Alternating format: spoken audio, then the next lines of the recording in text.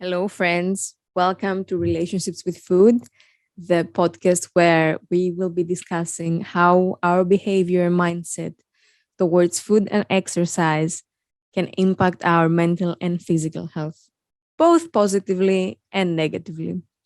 My name is Vasiliki Papadopoulou. You can just call me Vicky and don't have to worry about this long Greek name. I am a second year student at Glasgow Caledonian University studying human nutrition and dietetics. And I'm here to start an open conversation about, well, our relationship to food. We will also be discussing body image, eating disorders, body neutrality, and many other interesting concepts that can affect us all. The plan is that for each episode, I will have a guest joining us, sharing their experience and trying to raise awareness about all these topics. And for this first episode, I thought I would just share my own story and talk a little bit about why I'm here and what I want to um, achieve with this podcast. A few things before we start, though, a few disclaimers, if you will. I am not a doctor and I'm not a registered dietitian. So, any information we will be discussing today, it's not to be used as a diagnose or as a treatment for any conditions. If you have any medical or psychological questions and you need advice, please contact your GP. And another very important disclaimer is that if you are someone that is listening or watching and that is suffering or recovering from an eating disorder, and you think that this conversation might be triggering for you, please feel free to skip it for today. And another thing before we start, I'm sorry for this long introduction. I wanted to present a few definitions because I know that the topic of eating disorders is a very sensitive one for many people, and I want to try and be as scientific, I guess, as professional as I can. So I researched that on the mind.org.uk website. And there is a small distinction because between between an eating disorder that is diagnosed and another similar problem that is not diagnosed. So, according to the website, an eating disorder is a medical diagnosis based on your eating patterns. An eating problem is any relationship with food that you find difficult.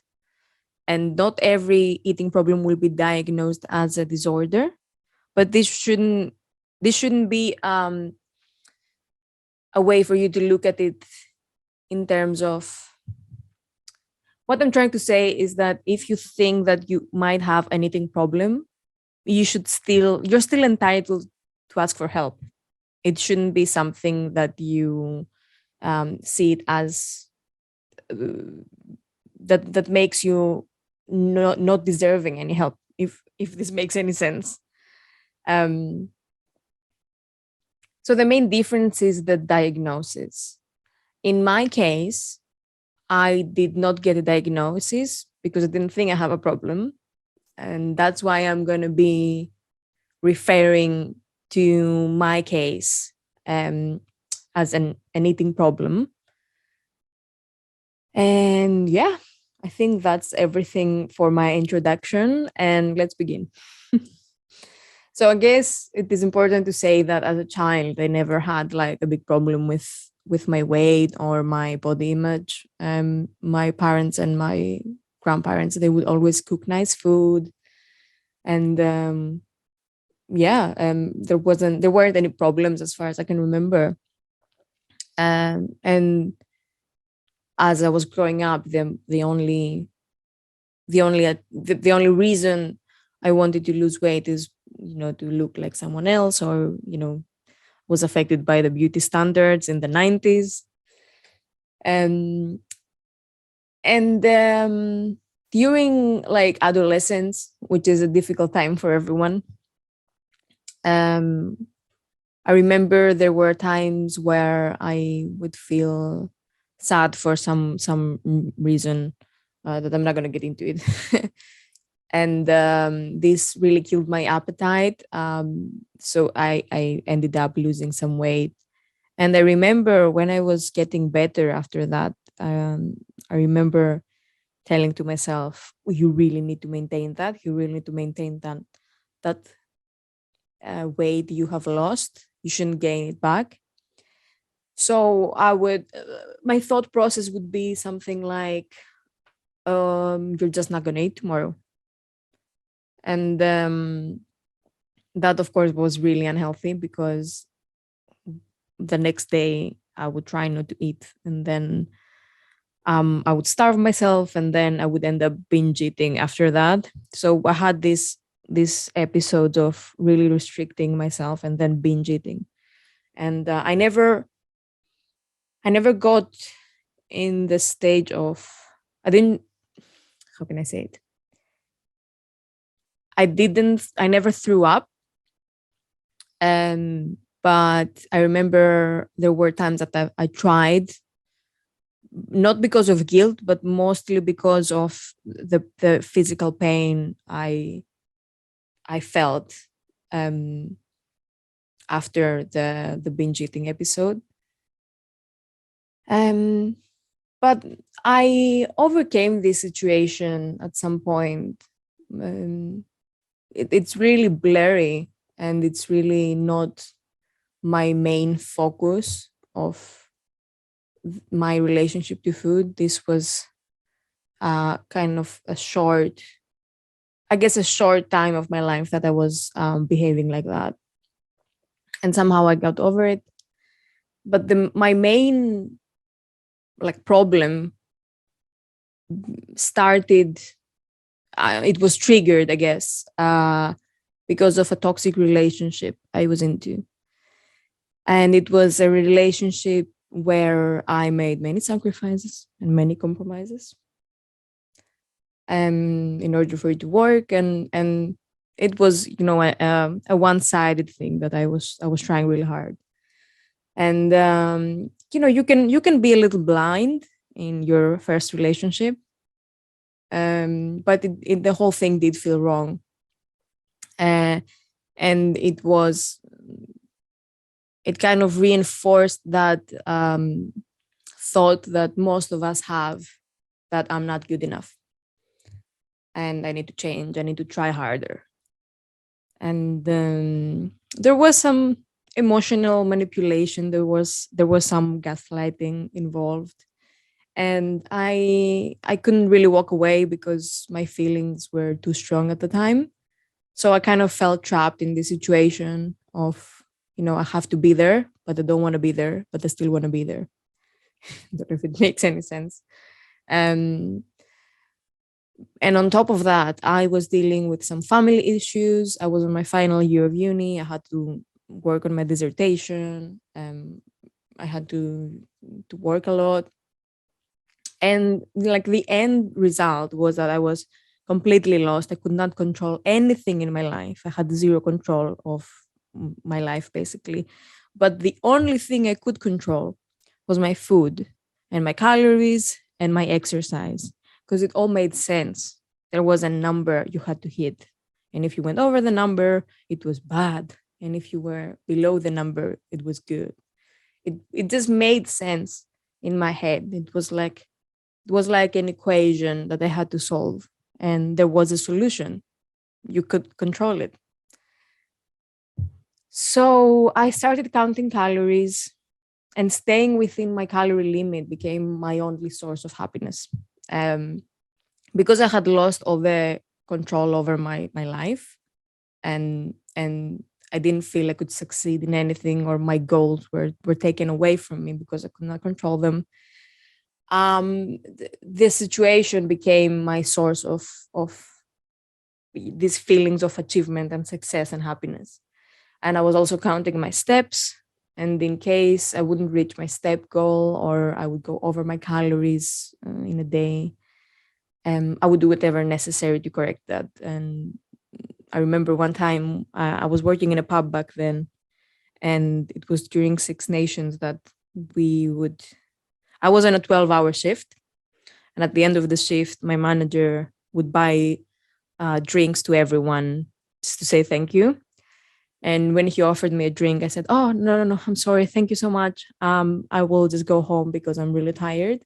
I didn't go home. I went back to the gym to walk off the calories I had eaten that day, because I ate some extra fries or something. I can't even remember. Um, but I could not go home and go to sleep knowing that I'm over my calories. And I would also avoid situations where food would be involved. Like maybe my friends do would arrange like a gathering or something, and there would be pizza, and I would say that I can't come because I had work to do or I had studying to do. And grocery shopping was a task. It was a big task because it would take hours and hours because I would have to check every label and make sure that it fits my calories. And I would make my mom, every time my mom cooked, I would make her weigh all the ingredients and write them down so I can calculate my portion after. And if she hadn't done this, I wouldn't eat the food. And I wouldn't get takeaway or eat in a restaurant because I couldn't like count it precisely. And I was so obsessed with it that I would also weigh foods like lettuce or tomatoes, which is basically like it's almost nothing. It's almost air. and and also when you're so obsessed with calories, it doesn't matter what it is that you're eating. You're not focusing on the nutrients and the on the on what good thing food is and what it has to offer and how it can fuel your body. It's only numbers. So it's a very unhealthy way to if it gets out of hand, it can be very unhealthy. And once so the whole thing happened during this toxic relationship that really made things much worse for me. Um, and once I broke things off with this person, I gradually started getting better. And at this point, I feel it is very important to say that I am not here to assign blame or to um, say that this person is responsible for my eating problem. It was the whole situation that triggered it. And yeah, I'm not here to accuse anyone. I'm just here to share my experience and hopefully helping someone um, identify it if they are in a similar situation. And I have to say, I was really lucky to have people around me that helped me realize I was harming myself. And it was a YouTuber named Natasha Ocean. This is my favorite YouTuber, that made a video back then about her relationship to food. And I still remember her words because it was like something clicked in my brain when I heard that. She said, back then, I thought, yeah, people probably think I'm behaving a little bit weird, but I guess that's what you have to do to look this way. And it was like the whole world turned around. I can't really explain it, but I thought when I heard that, what if I'm doing the same? What if I'm not realizing what I'm doing? Because what if I'm harming myself, basically, and I don't realize it? Because that is what she was explaining, that she was acting in a way that she thought it was the right way or the good and healthy way, and she thought people would find it weird, but it was actually harming herself. I just thought that. I thought, is there a possibility that I'm harming myself with this behavior? And that's when I kind of started realizing it. and started gradually changing my behavior. And I just want to say, I would just want to have my fun girl moment and say to Natasha that if you're watching or listening, I really want to thank you about this video, because if I hadn't seen it, I don't know what would have happened. And yeah, just thank you. So yeah, the road to recovery was not wasn't a linear one. There were some binge eating episodes. There were times where I thought, oh, maybe I should restrict again, and I shouldn't let go too much, and things like that. Well, I stopped eventually a few years after. But during that time, I did seek professional help, not specifically to work on my eating problem, but I wanted to deal with some internal struggles that possibly contributed to my problem. And I'm still seeing that therapist after 4 years. And I another thing I want to say here is that if you're thinking about investing money and time to therapy, is for me it's the best gift I ever did to myself. And if you're thinking about it, I'm here to say go for it, because it is an investment. um, and I know I personally speak very openly about my therapy because I want to break the stigma that is around it. And I'm here to tell you, you shouldn't feel embarrassed. You should feel proud and strong, because you're decided you're deciding to work on yourself and and improve yourself. So yeah, back to the story. Once I graduated from my university, and during my recovery, I got a job. And then I realized I didn't want to work at that job anymore. I decided to enroll to a PT course, a personal training course, not to become a personal trainer, but I wanted to just educate myself in exercise and in nutrition, in these topics. And in 2019, I finally got a job as a coach at Elysium Edinburgh, which is a gym in Edinburgh. And that was the best place I have ever been in my life, as in terms of working. I didn't make a lot of money because then COVID COVID hit, but it's not the money I want to focus on. Is more the team spirit and the support, and this this feeling that you're all there for a purpose, and everyone is there to help each other. There was no competition. There was no. It was all. We were a team. It was great. Yeah, and I just a small, actually a big shout out to Dean Robertson for giving me this opportunity to work at his gym.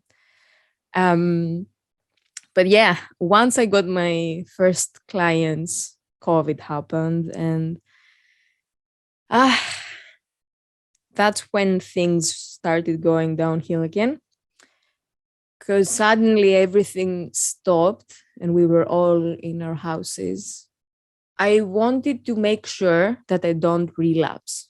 That, of course, the routine has changed. We weren't as active as before.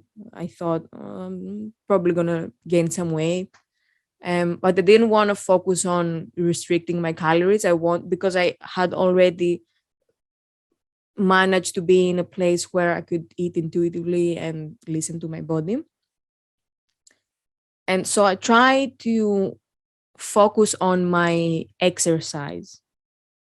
So try to maintain an active lifestyle, and work on my fitness goals and stuff like that.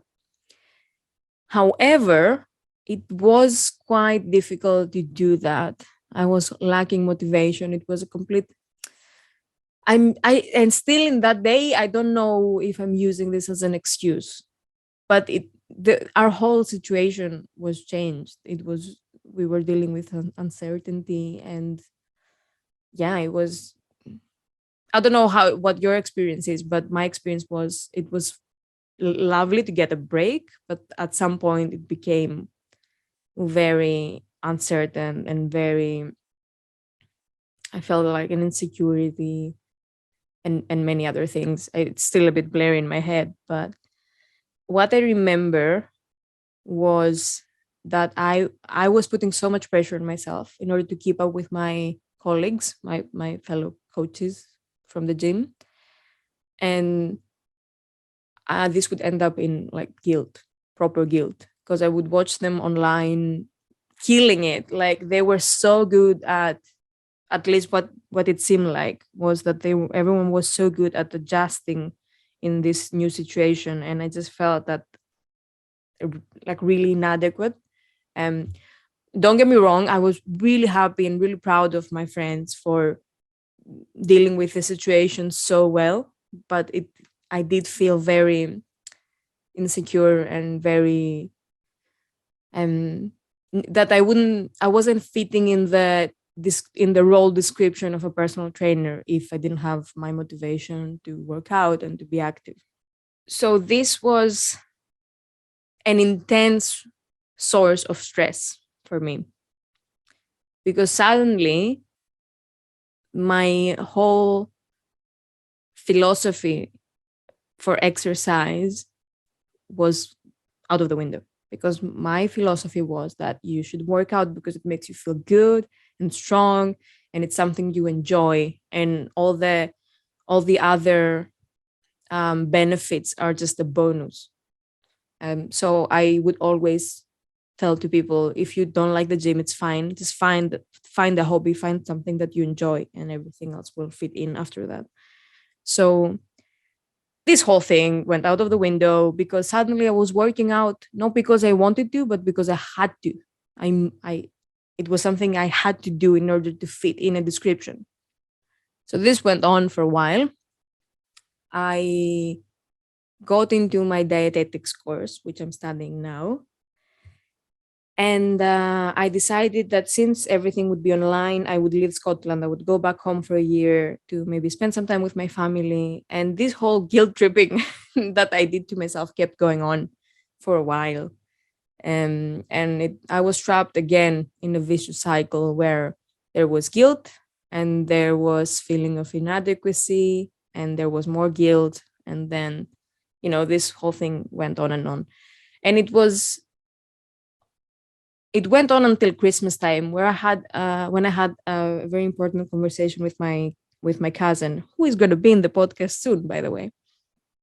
And I had a very important conversation with her about how I was feeling, because I realized that now my relationship to exercise was very problematic and very unhealthy. So after having that conversation with her and realizing the position I was into, I decided to give myself permission to stop working out, stop having a routine, stop having this constant pressure on me to do these specific things that I should be doing, or I thought I should be doing. And I decided, okay, in order to keep active, I will just go on walks with my family, maybe find a hobby, which didn't happen because COVID and everything was closed. As a result, I did gain weight comparing to my COVID body, I guess. I did gain weight, which was a situation where I now had to deal with. I tried to approach it with patience and in a calm way, but it was challenging because a few years before I had seen my body in my smallest, and now suddenly I'm in my heaviest, and it was challenging for me to see my body like that. There were times where I really didn't like the way I looked. I really didn't feel attractive. It was challenging anyway. But I thought I'm very proud of this because I don't know how I managed it, but I did, and I managed to approach the situation very logically and in a very calm way, rather than panicking because of this change. I did realize that I'm starting to become a dietitian, and I will probably be discussing things like that with clients and patients. I might need to help someone lose weight or deal with unhealthy body image or even eating disorders. And I thought that this is a perfect opportunity for me to study these feelings and to see how I feel. Rather than push these feelings away, I would just observe them, and it would be an experience that would help me with my studies, and it would help me understand people and help me help people. um, so yeah, of course there were times that it felt really uncomfortable, and you know, my clothes wouldn't fit, and I wouldn't have, like, something to wear on special occasions like Christmas stuff. And yeah, I did try to remind myself that once, there was a big change in my lifestyle, and this is reflected on my body now. And once this thing is over and things are back to normal, and I would walk to uni, go back to the gym, have a routine that is more active, my body would return back to normal. And yeah, I mean, there was one time I remember that because it was very, very intense event for me. A friend of mine asked me to go for a swim, and I tried my bikini from the summer, the previous summer, and I looked really bad. I didn't really like the way that this garment would fit my body. And I sat down, took a few big breaths, and said, "It's fine." I remember seeing something like that on Instagram somewhere, and it really made much sense that clothes are not made for us to fit in them. Clothes are made to fit our body. So I said, okay, you just don't fit in this thing anymore, and you will just find another bikini that really complements your new, a bit more curvy body, and that's fine. And I did that, and I actually found a very nice bikini. I really like it. So yeah, body positivity didn't really work for me. Body neutrality worked a bit better, which is there are many different definitions in terms of body neutrality. But basically is that you don't let your body change ruin your day, basically. Okay, yeah, maybe I'm having a bad body image day, and that's okay. Tomorrow will be a good day. Consciously, I know that the way I look doesn't define me, and or you, whoever you are. We all have different qualities, and we're all worthy, and we all have things that make us interesting, and our bodies not one of them, not necessarily one of them anyway. So here are the things I did to manage my negative feelings and my negative body image days. I remember seeing plus size people on Instagram like Ashley Graham, who is amazing. I really like this confidence girl. And I remember how attractive I found them. And I thought, wow, like this, it's the confidence that makes you so amazing. And I realized